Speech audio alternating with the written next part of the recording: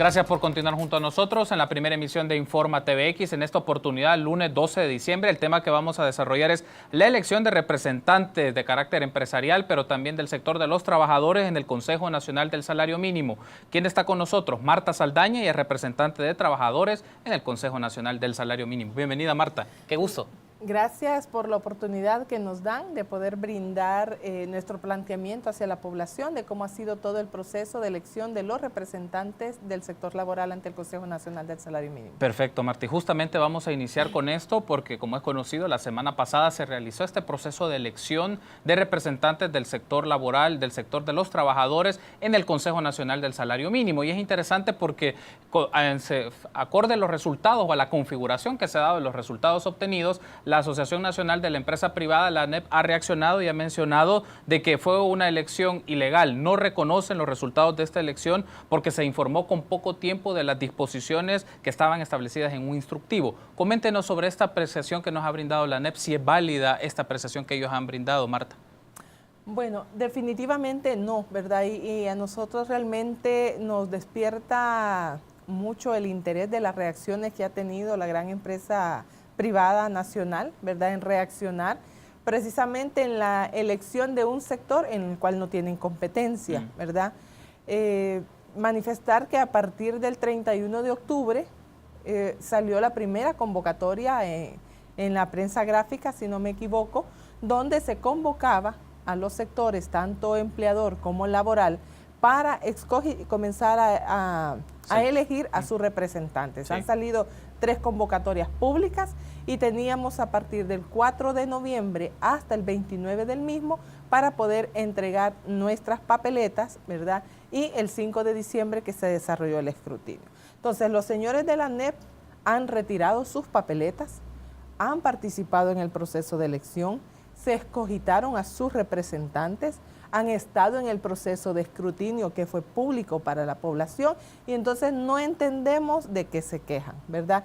La elección ha sido basada en el reglamento que tiene el Consejo Nacional del Salario Mínimo y el instructivo que se ha venido utilizando en los diversos años que ha tenido vida el mismo Consejo. La situación que hoy tal vez es como la única diferencia que se dio es precisamente que se quería constatar que los sindicatos tuvieran vida legal.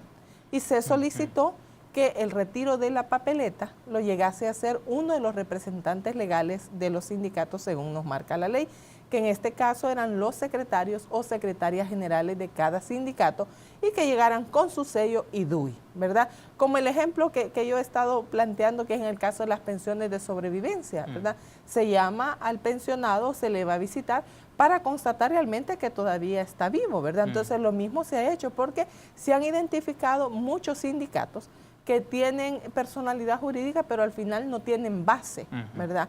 Entonces, en este contexto ha sido como la única diferencia, pero el interés particular de la gran empresa es por qué su injerencia en nuestro sector, ¿verdad? O sea, la empresa privada ha ratificado a sus representantes, es como nosotros pudiéramos decir, por ejemplo, el licenciado Agustín Rodríguez, ¿verdad? Él no es empleador. Él es un trabajador de la ANEP, pero sin embargo ahí está representando a los empleadores, ¿verdad? Y las leyes son claras, las asociaciones de empleadores y de trabajadores, ¿verdad? Pero nosotros no hemos objetado absolutamente nada porque no tenemos competencia para ello.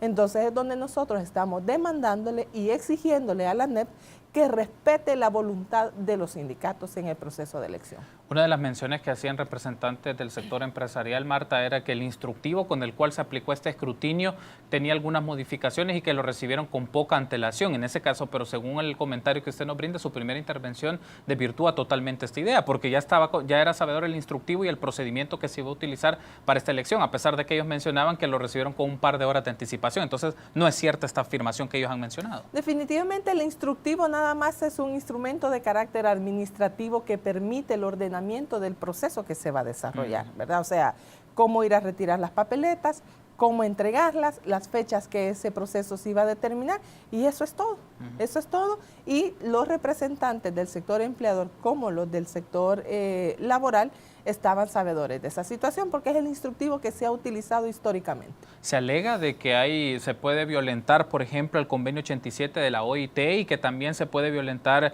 el artículo 164, más bien que invocarán el artículo 164 de la Constitución por el tipo de elección. Este artículo habla básicamente que los decretos, acuerdos, órdenes y resoluciones que los funcionarios del órgano ejecutivo emitan, excediendo las facultades de esta Constitución, se establece que serán nulos y no deberán ser obedecidos. ¿Considera usted que tiene algún asidero, tiene algún tipo de argumento este sustento que mencionan que violentan convenios del 87 particular de la OIT y que se va a invocar el artículo 164 de la Constitución por el procedimiento que el Ministerio de Trabajo, según los representantes del sector empresarial, no puede ser considerado como válido?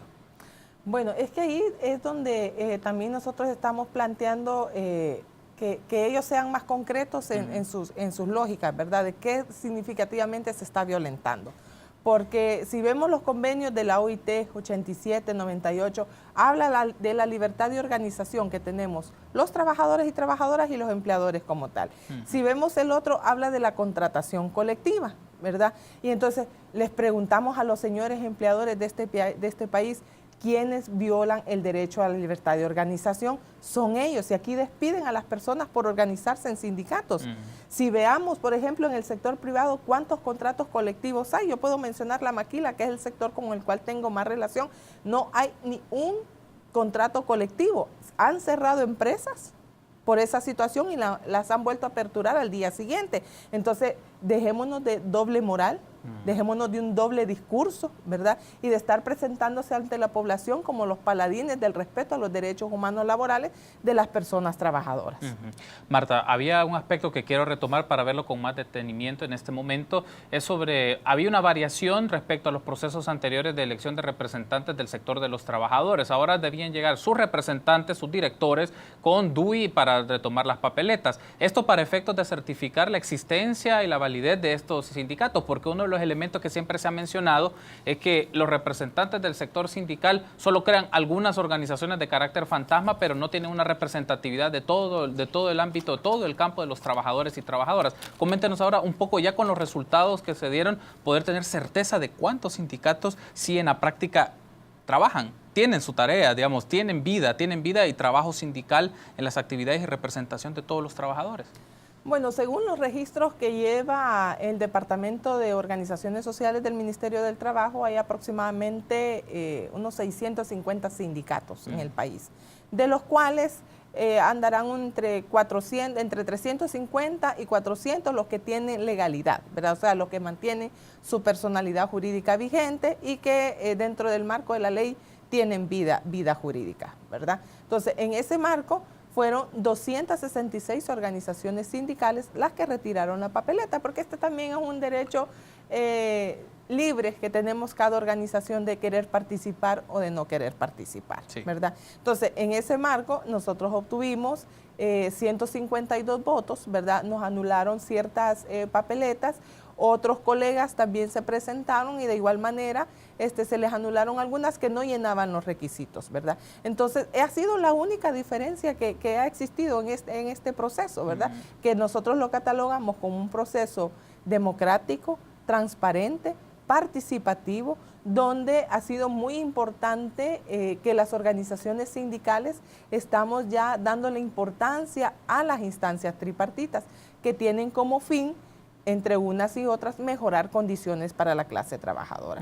En el seno del Consejo Nacional del Salario Mínimo, precisamente el salario mínimo, ¿verdad? Están otras tripartitas como es el Seguro Social, donde se debe de vigilar también que los servicios a la clase trabajadora se brinden, ¿verdad? El Fondo Social para la Vivienda, de garantizar vivienda también para la clase trabajadora y otras instancias de mucho interés. Yo creo que el movimiento sindical está recapacitando, ¿verdad? Y está tomándole el interés, y he aquí hoy que hemos participado con un buen nivel de participación, ¿verdad? Porque en años anteriores, es de decir que había un Ministerio del Trabajo al servicio del Partido Arena, los empresarios que también son correligionarios de Arena y los representantes del sector laboral que también eran correligionarios de Arena.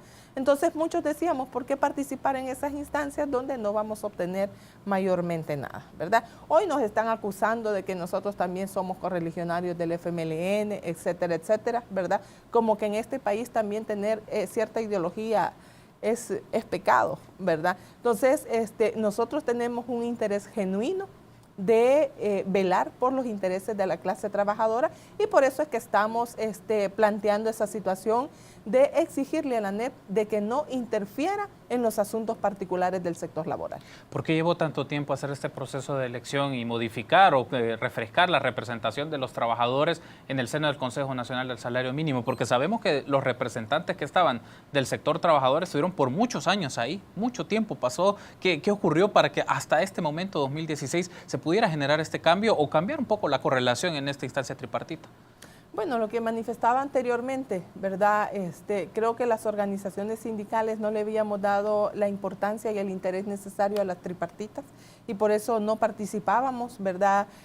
Antes, por ejemplo, había una práctica de las instituciones que un día antes nos llegaban a dejar las papeletas, ¿verdad? Entonces no participábamos en ninguna, ¿verdad? Entonces muchas organizaciones todavía desconocen cómo funcionan, cuál es la importancia, cuáles son los objetivos principales que tienen las tripartitas y bueno, en eso hemos estado en los últimos años, ¿verdad? Rescatando nuestra participación, elevando el interés de las organizaciones sindicales para que tengamos capacidad de poder incidir en las instancias tripartitas para mejorar condiciones para los y las trabajadoras de este país. Entiendo, Marta, que ya se tuvo la primera sesión del nuevo Consejo Nacional del Salario Mínimo. ¿Cuáles fueron los temas que se habló en esta sesión?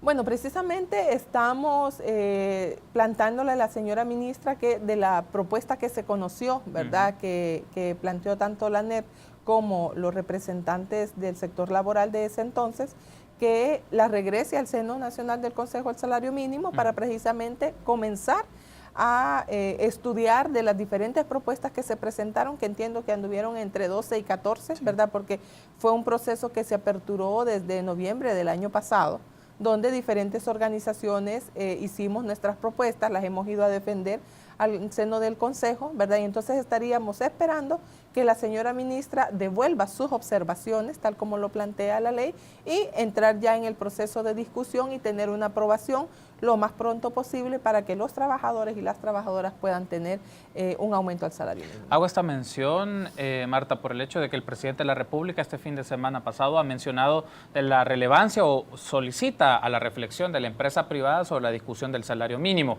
Y en el transcurso de esta mañana, en un segmento de entrevista, Luis Cardenal de la ANEP ha mencionado que lo ven como un rédito político, hablar del salario mínimo como un rédito político, pero ahora parece ser que las condiciones están para una discusión que pueda tener más fuerza y hablar de un aumento justo al salario mínimo, porque nos habíamos quedado con la decisión que tomó la anterior configuración del Consejo Nacional del Salario Mínimo de un 15% distribuido en 5% en 3 años.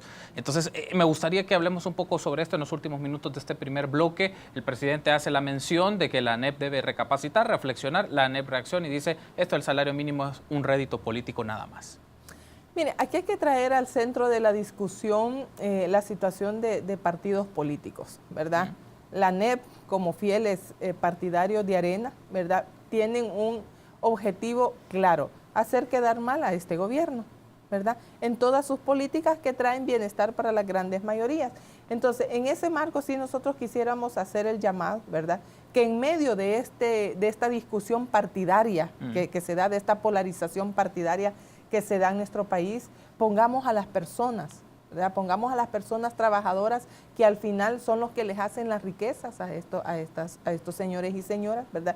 Que al final venden su fuerza de trabajo y que no podemos seguir vendiendo nuestro país, ¿verdad?, sobre las lógicas de productividad, pero siempre manteniéndolo a costa de los trabajadores y las trabajadoras, ¿verdad? Es necesario, es importante dignificar a las mujeres y hombres que laboran en este país y qué mejor con un aumento al salario mínimo que al final tiene una lógica de rebote, si lo queremos decir, ¿verdad? A mayor poder adquisitivo de los compañeros y compañeras, ¿verdad?, el mercado interno se dinamiza y este dinero regresa siempre a manos de los mismos empleadores, ¿verdad? Hay, por ejemplo, situaciones, nosotros veíamos en días anteriores, y así lo había planteado, por ejemplo, la diputada Ana Vilma de Escobar en una oportunidad que estuvimos en la asamblea, y en la página web de Cantex aparecía, solo que hoy ya la retiraron, ¿verdad? Por cierto, que ellos pagaban más de $300, ¿verdad? Entonces les decíamos, ¿por qué se están oponiendo al aumento de $300 que se ha planteado? Si ustedes ya lo pagan, hay que oficializarlo, simple y sencillamente, ¿verdad? Entonces yo creo que hay más lógicas partidarias, más lógicas de ideología, que realmente pensar en mejorar las condiciones de las personas trabajadoras. Perfecto, Marta. Tenemos que hacer una pausa, tenemos otros aspectos que abordar en el siguiente bloque de la entrevista de Informa TVX. Regresamos con más en el espacio de entrevista.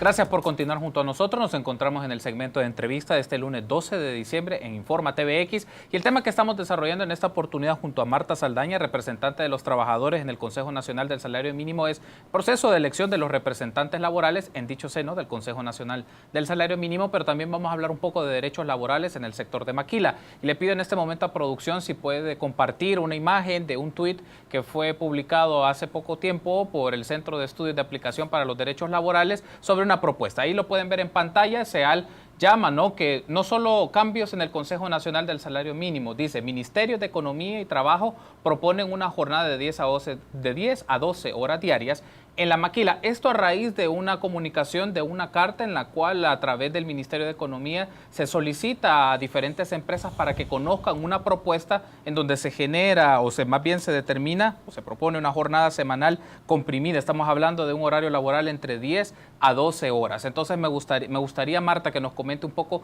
sobre esto. ¿Qué consiste esto? Bueno, en días anteriores salió una publicación en uno de los medios masivos de este país, ¿verdad?, donde decía que en el seno del Consejo Económico del Gobierno se estaba planteando una propuesta de comprimir la jornada laboral, ¿verdad? Ante esa situación, diversas organizaciones solicitamos audiencia con la señora ministra de Trabajo para aclarar si definitivamente era una propuesta del Gobierno o de dónde provenía dicha propuesta. En las audiencias que se nos proporcionó, la señora ministra planteaba de que ha sido una solicitud presentada por la Cámara Empresarial de Maquileros y Textileros del Salvador, la Cantex, la cual ha hecho a través del Ministerio de Economía, ¿verdad? Entonces, el viernes de la semana recién pasada, se nos convocó a diversas organizaciones que tenemos trabajo en la maquila, tenemos organizaciones sindicales en la maquila, para darnos a conocer la propuesta, ¿verdad? Se pretende reformar el artículo 170, si no me equivoco, del Código de Trabajo, donde se pretende ampliar la jornada de 8 horas a 11 horas consecutivas, ¿verdad? Trabajando de lunes a jueves, un primer batallón o pelotón, si lo queremos llamar así, y luego entrar otro grupo, con las expectativas desde el sector empleador de dinamizar o saber ocupar mejor su maquinaria, ¿verdad? Y luego lo otro con la generación de 20,000 nuevos empleos, ¿verdad? Entonces, en ese marco, las diversas organizaciones, creo que el 80 o 90% de las organizaciones que estuvimos presentes, manifestamos de primera mano que estamos en total desacuerdo de esa situación, ¿verdad? Estamos haciendo los análisis respectivos porque nos plantearon de que se puedan dar cambios de horario, ¿verdad? Porque así lo están planteando, cambios de horario, que puedan ser dados por el Ministerio, por la Dirección General del Ministerio de Trabajo, aquellas empresas que en un momento determinado, durante 6 meses anteriores, estén al día con la seguridad social, implica seguro social y AFPs, ¿verdad? Y que esto no vaya en detrimento de otros derechos laborales. Nosotros sabemos que eso tiene muchas implicaciones en la vida de los trabajadores y las trabajadoras en materia de salud y seguridad ocupacional. Si hoy por hoy, por ejemplo, en 5 días, ¿verdad?, o hasta 6 días, porque muchos van a trabajar los sábados, las personas trabajadoras en la maquila prácticamente no pueden llegar a las metas establecidas, ¿verdad?, porque día con día les están midiendo el nivel de metas, cada vez les van subiendo las metas, prácticamente ha sido imposible. Yo diría que si pudiéramos hacer un análisis de eso, creo que ni el 10% de las empresas cumplen las metas establecidas, ¿verdad? Entonces, esto implicaría también por situaciones de seguridad que las personas trabajadoras salgan más tarde, Sí. porque tendrían que entrar a las 6 de la mañana. ¿Verdad? Entonces, esto lleva a un montón de implicaciones, por ejemplo, el derecho de aguinaldo, vacaciones, indemnizaciones, o sea, que vendría a repercutir en otros derechos, y bueno, es una lucha histórica que el movimiento sindical ha hecho por el respeto a las 8 horas, ¿verdad? Entonces, en este contexto, como federación y como sindicalista también, y de parte de los sindicatos que representamos en FEACIES, ¿verdad? Hemos dicho no, de primera mano, no a ese tipo de jornadas. Lo que me llama la atención aquí, Marta, es el hecho de que fue un canal nada más que se utilizó de la Cámara de Textileros a través del Ministerio de Economía para que este ministerio cumpliera un procedimiento administrativo de notificarles a ustedes, o es una noción que viene desde dicho ministerio en acuerdo con la Cámara, porque claro, eso nos haría un aspecto interesante, porque el Ministerio de Economía llevaría una lógica y el Ministerio de Trabajo otra. Entonces, ¿cómo valora este punto, este contraste? Fíjese que es muy interesante su pregunta porque, por ejemplo, nosotros solicitamos, hay un espacio que se llama Concertación por un Empleo Digno para las Mujeres, donde FEACIES es parte, y le solicitamos audiencia al señor Ministro de Economía, precisamente para que nos aclarara esa situación. Y él, muy salomónicamente, nos manda al Ministerio del Trabajo porque nos dice que es la señora Ministra de Trabajo quien está coordinando y está al frente de esas discusiones, ¿verdad? El día que nos entrevistamos con la señora ministra nos dice, no soy yo, ¿verdad? El Ministerio de Economía.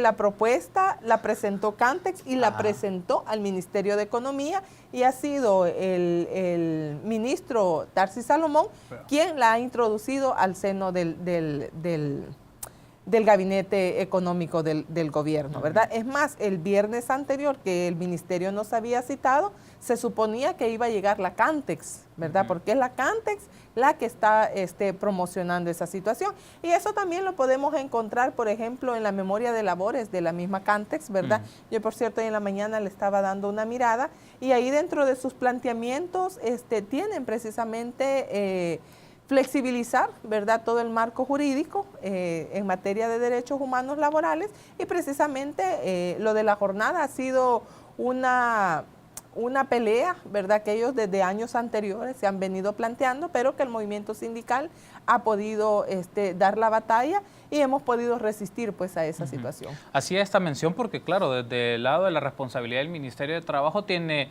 como una de sus tareas salvaguardar los derechos de trabajadores y trabajadoras, particularmente, como es conocido, Marta, y lo hemos platicado, solo que en el espacio Informa TV que Economía, los derechos laborales que han sido violentados de trabajadores y trabajadoras de este sector, en algunos casos que se van maquilas y no pagan, no han terminado de pagar a las personas, no les dan sus indemnizaciones, reconocimientos de otros tipos de derechos y prerrogativas, pero por otro lado se está pidiendo de que aumenten el número de jornadas laborales. Ahí también hay un tema de, no sé si decir contradicción, pero de prioridades de la instancia gubernamental de salvaguardar los derechos de los trabajadores, en lugar de hacer una propuesta que evidentemente, y usted ha mencionado, eso tiene otras implicaciones. Por ejemplo, pensemos transporte, sus costos de transporte, pensemos en seguridad, pensemos en desplazamiento de las personas de donde vienen hacia los lugares donde trabajan, en su salud particularmente. En su salud.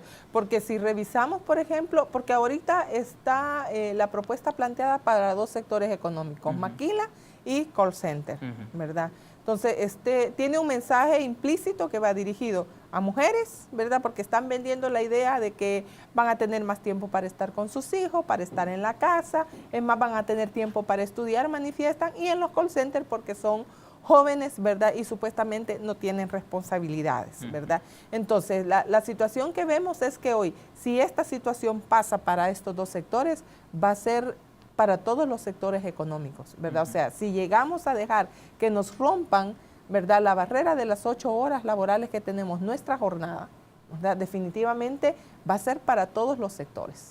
Eso es un punto importante, el hecho también, Marta, de discutir, como es una solicitud de reforma a un artículo del Código de Trabajo, esto tiene que pasar por una discusión también de diputados, entiendo, a nivel parlamentario, para hacer esta solicitud. Y me gustaría saber un poco la valoración, porque ya entra en un juego de carácter político partidario, también ver un poco el tema de si hay un asunto de coherencia entre acciones y decisiones que puede hacer el Ministerio de Trabajo, pero también el grupo parlamentario del FMLN. Lo digo porque sabemos que Arena va a estar a favor por los intereses que representa.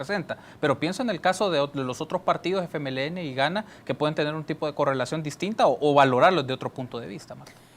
Es que eso es como lo más preocupante para nosotras, ¿verdad? Al enterarnos de que precisamente en el gabinete económico del gobierno se estaba discutiendo esta situación, ¿verdad? Aclarado esto, sí ya tenemos planteado que es la Cámara Empresarial y donde estaríamos esperando un posicionamiento fuerte de parte del Ministerio del Trabajo, sí, que lo tuvimos en años anteriores, por ejemplo, en la persona de la doctora Marina de Avilés, ¿verdad? Sí, que fue una fiel defensora de la jornada y que precisamente no permitió, ¿verdad? Y ahí estuvimos las diversas organizaciones sindicales comprometidas en la defensa de los derechos de las personas trabajadoras, defendiendo la jornada, ¿verdad? Y creo que vamos a hacer lo mismo y esperaríamos que la señora ministra también sea una fiel defensora de esa jornada. Ahora bien, hablemos un poco también de los contrastes de los derechos laborales en el sector de maquila. Creo, Marta, es importante visibilizar a nuestros amigos que nos sintonizan en este momento cuáles son las principales violaciones a los derechos laborales que se dan en el sector maquila. Por el trabajo que hacen en FEDACIES y también el seguimiento que ustedes como Federación de Sindicatos hacen sobre este tema y que ahora también pueden tener otros espacios en el carácter de acercamiento a funcionarios del Ministerio de Trabajo para visibilizar esta realidad que pasan muchos trabajadores y trabajadoras de este sector. Hablamos de este maquila, pero también hay otras áreas del sector laboral en donde hay violaciones de derechos. Bueno, si esto, digamos, lo concatenamos con el tema de discusión del salario mínimo, ¿verdad? Esto no representa, por ejemplo, los beneficios que se dan, por ejemplo, a los empleadores en materia de exoneraciones. Escuchaba al presidente de la República un día de estos que mencionaba que son 15,000 millones de dólares, ¿verdad? Lo que se les da en facilidades a los empresarios salvadoreños para generar la dinámica del empleo, ¿verdad? Pero toda esta lógica de exoneraciones, de beneficios arancelarios, etcétera, no se ve que se traslade a mejorar las condiciones de las personas trabajadoras. Y si hablamos específicamente de la maquila, es dentro de las 3 categorías más altas de salarios mínimos que tenemos en el país, es el más bajo, ¿verdad? Es el segundo más bajo en la región. ¿Verdad? La mayoría de personas trabajadoras son mujeres, ¿verdad? Mujeres que yo me atrevería a decir que en un 60-75% son madres solteras que se han visto precisamente en necesidad de incorporarse a ese trabajo, ¿verdad? Por las condiciones de empleo que hay en nuestro país. O sea, dentro de las violaciones más constantes está, por ejemplo, el no traslado de cuotas previsionales, ¿verdad? O sea, aquí hay empresas y por eso a mí me da mucho disgusto, ¿verdad? Leer hoy los comunicados de la ANEP, donde se están rasgando las vestiduras, que se están violentando diversos marcos normativos cuando precisamente son ellos, ¿verdad? O sea, aquí hay empresas que se han ido. Este año tuvimos, por ejemplo, el cierre de Industrias Magdalena, ¿verdad? Ubicada en la zona franca internacional, donde casi aproximadamente 900 a 1,000 personas trabajadoras les dijeron un viernes que salieran porque iban a fumigar la empresa y se encuentran que el lunes que regresaron ya no había empresa, ¿verdad? Entonces, sus cuotas previsionales en materia de salud, en materia de pensiones, ¿verdad? Es un robo. Y aquí, aprovechando las cámaras, el llamado al señor fiscal, ¿verdad? Para que también ejerza sus funciones en materia laboral. Aquí hay muchos empresarios que le deben 5 o 10 años a las personas trabajadoras que hoy, que están queriendo pensionarse, ¿verdad? No tienen sus cuotas previsionales. Por ejemplo, este señor de Industrias Magdalena es el presidente de la Cámara Americana en Guatemala, ¿verdad? Entonces uno se pregunta si estos señores de prestigio, ¿verdad? Señores empresarios, ¿por qué la Cantex no se ha mencionado en eso? ¿Por qué la ANEP no se ha mencionado en eso? ¿Por qué nunca se ven definitivamente garantizando los derechos de las personas trabajadoras, ¿verdad? En este país hay mujeres que se les despide por organizarse, porque salen embarazadas, porque van a ser madres, pero el 10 de mayo, ¿verdad? Todos los centros comerciales somos las madres bendecidas, ¿verdad? Pero se nos despide por ser mamá en el trabajo. Muchas mujeres que regresan de su periodo posparto, ese día son despedidas. En materia de salud y seguridad ocupacional, si vamos, hay compañeros y compañeras que tienen unas sillas, ¿verdad? O sea, que ellos mismos les tienen que poner cartones porque hay unas condiciones deplorables en materia de salud y seguridad ocupacional. Yo siempre planteo, en todas las empresas, por ejemplo, hay un equipo técnico de mecánicos, hay un departamento de mantenimiento, pero en todas hay clínicas donde se pueda garantizar la salud de las personas trabajadoras. Si vemos las estadísticas en materia de salud, por ejemplo, muchas compañeras ya han perdido movilidad en algunos miembros de su cuerpo. por ese trabajo repetitivo, y esas condiciones no aparecen, y ahí no aparecen los paladines de la ANEP y los paladines de la CANTEX que velan por los derechos laborales. El pago, la contribución del Seguro Social, por ejemplo. Precisamente, o sea, se manifestaba anteriormente que son 90 millones de dólares de la deuda empresarial que tienen los empresarios en este país, de los cuales casi 36 millones dicen que son recuperables. Entonces, ¿de qué estamos hablando realmente? Marta, ha sido un gusto, gracias por haber venido. Tenemos que seguir continuando este tema, lo vamos a llevar en análisis. Gracias por habernos acompañado. Estuvo con nosotros Marta Saldaña, representante de los trabajadores en el Consejo Nacional del Salario Mínimo. Permítanos una pausa, continuamos con más en Informa TVX.